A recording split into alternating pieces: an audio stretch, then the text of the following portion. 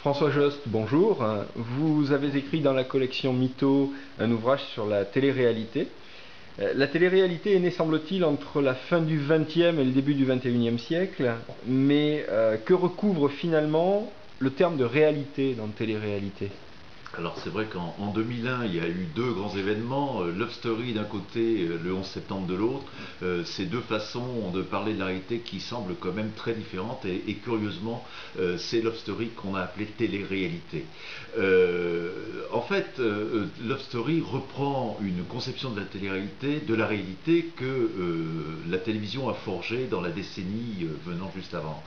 Cette conception, on peut dire qu'elle se résume à trois grands points. D'abord, la réalité, c'est ce qui est visible, c'est ce qu'on peut montrer avec des images. On se souvient que pendant la guerre du Golfe, par exemple, les gens avaient eu la sensation qu'on parlait mal de la guerre du Golfe parce qu'on n'avait pas assez d'images et que pratiquement ça n'existait pas parce qu'on n'avait pas d'images. La deuxième réduction à la réalité, c'est la réduction à l'individu. Dans les décennies antérieures, quand par exemple le ministre Giscard d'Estaing, ministre de l'économie, intervenait dans les années 70 pour parler de la réalité économique, il se mettait au tableau, il faisait des schémas, il prenait une craie et il expliquait comme un professeur ce qu'était la réalité. Avec les années 90, la réalité s'est réduite beaucoup plus aux individus et on a vu par exemple dans les journaux télévisés, quand on donnait une information, plutôt parler de l'expérience d'une personne singulière que donner des statistiques. C'est le règne des statistiques qui a été abandonné.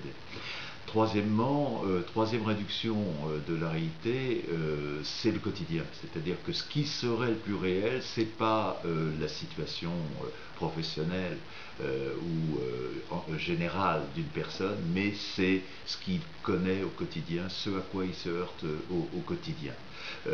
Ce qui donc est complètement, on retrouve tout ça dans Love Story, qui concentre pratiquement ces trois points, puisque la Love Story montre des jeunes qui sont montrés dans leur quotidien, qui ont chacun leur personnalité et qui développent des histoires donc individuelles, qui doivent être visibles par un spectateur qui sera juge de cette vie.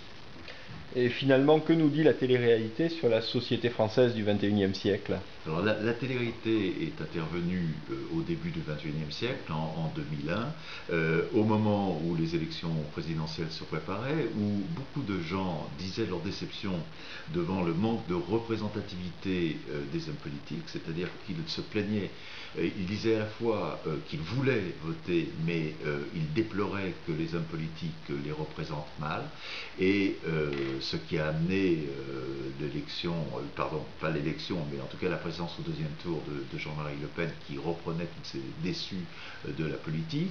Et on a vu donc en 2001 et en 2002 plutôt pour les élections présidentielles, des jeunes qui se sont abstenus en masse de voter pour le président de la République française, mais qui en revanche vont voter considérablement pour leur héros favori de Love Story, que ce soit Loana ou Jean-Édouard.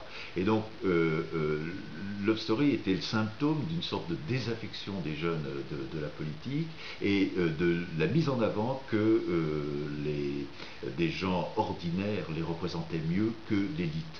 Cette idée, on nage encore dedans. Je dirais aujourd'hui, vous voyez encore à la Nouvelle Star, par exemple, le fait que les décisions du jury sont parfois contestées par les spectateurs pensant que le jury n'exprime pas bien, finalement, les goûts du peuple. Donc la télé-réalité concentre beaucoup des contradictions qu'on peut observer dans la vie politique, mais qui sont peut-être moins visibles quand on analyse la société que quand on regarde ces émissions où ça apparaît très très clairement. François Jost, je vous remercie.